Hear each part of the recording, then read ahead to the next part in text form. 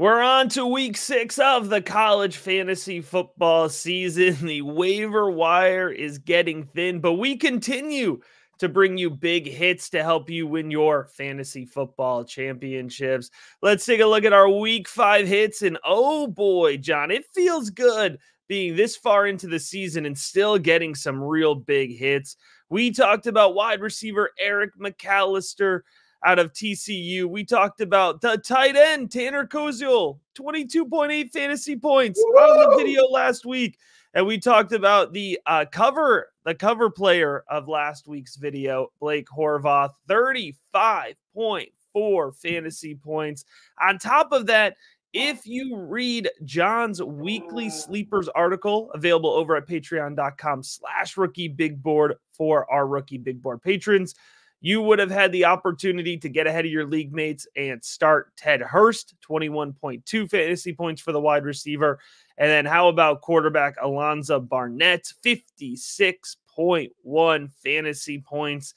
You could have been ahead of the curve. You could have been a week early, but we are going to talk about Barnett later in the episode. If you want to get this week's article, you can check it out in the episode description. Join us over at patreon.com/rookiebigboard. All right, let's go ahead. It's not about week 5 anymore, John. It's about week 6. We're going to help you get W's this week, starting with a star running back out of Duke.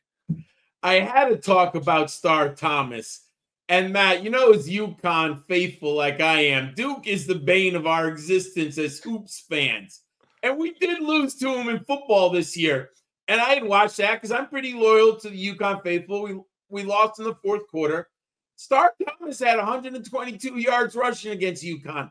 And I wasn't sure what to make out of the game. Is this serious? Is it a one game? I had seen Star Thomas at New Mexico State, but he had Diego Pavia, and they ran the ball with different players. Well, right now, Matt, we have 3 consecutive 100-yard outings for Star Thomas. He's had 111, 166 the last 2 games.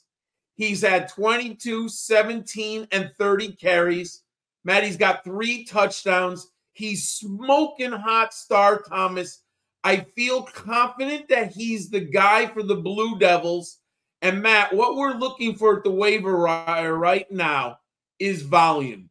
And I feel pretty confident that Star Thomas is going to be the guy getting the ball for Duke. So go pick him up. There's not going to be a lot of star running backs this late in the season. 85% of leagues, you got to take the risk if you have Fab or you get him on your waiver wire. Go get Star Thomas. Running back position is real thin on the waiver wire. Right now. Yeah. Yeah, it's the toughest position at this point. And the thing about Duke is they're winning, right? So if you see a player performing at a high level and his team is winning, guess what? They're probably going to keep giving him the ball, right? So I think Thomas is a great pick. 15% rostered is just an absolute. It's going to be much, much higher this week. So you're going to want to make sure to make a fairly aggressive fab bid, I think, to get Thomas if you're in need of a running back, as these bye weeks absolutely pile up, right?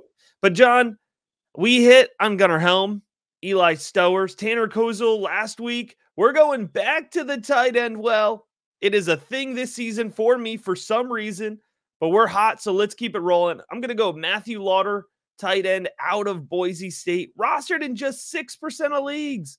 6% of leagues. Lauder really shined in a nice matchup for Boise State. I call it a primetime matchup. It was still late, but a lot of folks had their eyes on that game to watch Ashton Jeanty. He caught all 4 of his targets for 96 yards, and he scored twice for the Broncos. But I like targets, and over the last 2 weeks, Lauder has 13 targets. He's caught 11 of those, and he has at least 91 yards in each of those games. Up next for the Broncos, you have Utah State, you have Hawaii. Here's one other thing to keep in mind when you're thinking about the Broncos offense. Boise is trying to make a statement. They don't want to win games. They want to dominate games. This is a team that even if they're up on Utah State, even if they're up on Hawaii going into the late third quarter, fourth quarter, I think they're still going to be trying to make a point to score, right? Because they want to get that group of 5 playoff bid. So I'm in on Lauder at 6% rostered. I think he's a really nice target this week. I love Lauder myself. Secretly, I put in some bids in leagues that I might need a tight end already. And why I even like him more, Matt, they don't have a wide receiver. So I do think Lauder's benefiting from the matchups because you got to deal with Ashton Genty. So I love that one. Now, speaking another one, and I'm trying not to be a homer, I have been watching him. I have season tickets. I had a front row seat last week for his demolition derby against Buffalo. 6 receptions, 153 yards, Matt, 3 touchdowns. Skyler Bell is worth putting right now onto your bench. Also, he is a little matchup dependent, but what's more important, Matt? UConn has a quarterback kind of battle. They have Nick Evers and Joe Pagano. Joe Pagano, when he's behind center throwing the football, Skyler Bell's unbelievable. Nick Evers is more of your option, Navy, Army type quarterback, Matt. He doesn't throw the ball very well. But when Pagano came in off the bench, guess what he started to do? Throw the ball deep to Skyler Bell. He is averaging 25.5 yards per catch. The UConn schedule, Temple, Wake, Rice, and Georgia State. Ooh. They got 4 consecutive home games with a bye in between. 4 home games. Skyler Bell, I think you should take him. What's his rostership? 12% right now. You can't let a home run hitter like that sit around on the waiver wire. Don't sleep on a UConn Husky playing at the Rent. All right, with John cheering him on.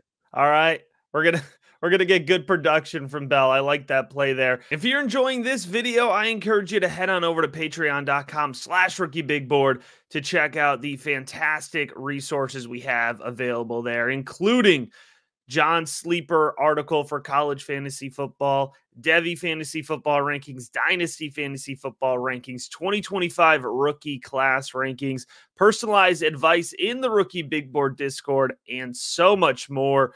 We look forward to seeing you over at patreon.com/rookiebigboard. Hey, I'm going to throw down another wide receiver option for you here, owned in just 4% of leagues, so even a little bit further under the radar.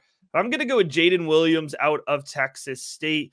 The Texas State offense, we knew it would be exciting. We knew it would put up points, but I think I've been having trouble kind of pinpointing exactly where the production's going to be, right? But it seems to be trending towards Jaden Williams' direction. 11 targets last week against Sam Houston. He caught 10 of those balls. He's had 6+ targets in 3 out of his 4 games this year for the Bobcats.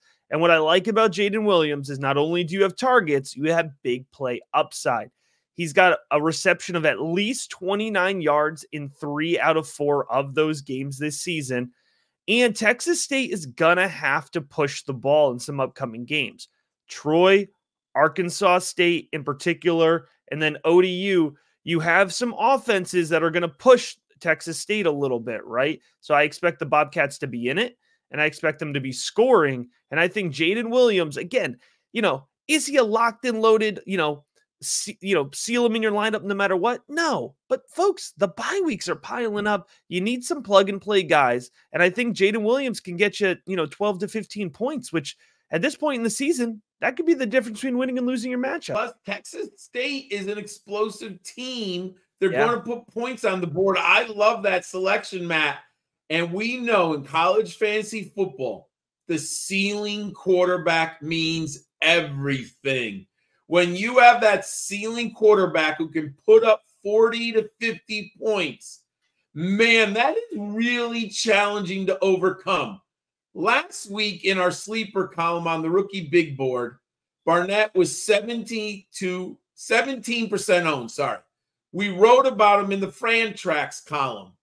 He's still about, 38% owned right 39%, now? 39%. You cannot let this player remain on the waiver wire, everyone. Here's why. Even if you don't need him, let's say you have 2 great quarterbacks.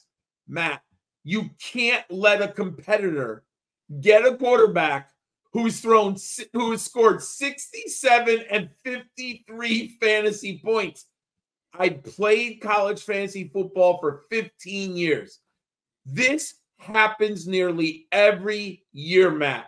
Literally, a quarterback out of nowhere is going to average like 35 points a game. I don't know if Barnett's going to average over 40, but in this offense at James Madison, the way they are constructed, you cannot let them sit. Also, Matt mentioned it earlier. The bye week Armageddon is coming, folks. Week 7, 8 is really tough. You've got to go get him. I expect him to be on 75% of CFF leagues by the end of the waiver wire. You've got to go get Alonzo Barnett. He's just too valuable to leave on the waiver wire right now. Now, I'll say I got lucky. I started him in 3 leagues because I had some quarterback injuries. I had some buys. Caden Salter was off. I had him. I played Barnett. I watched a lot of that game. He's awesome, dudes. I hope he can continue it, Matt. Go pick up Alonzo Barnett. There you have it. 5 more plays to help you win your fantasy football championships. If you want more insight and advice, join us over at patreon.com/rookiebigboard for John's sleeper article, Devy Dynasty 2025 rookie class rankings and personalized advice in the Rookie Big Board Discord. Thanks for checking out this episode.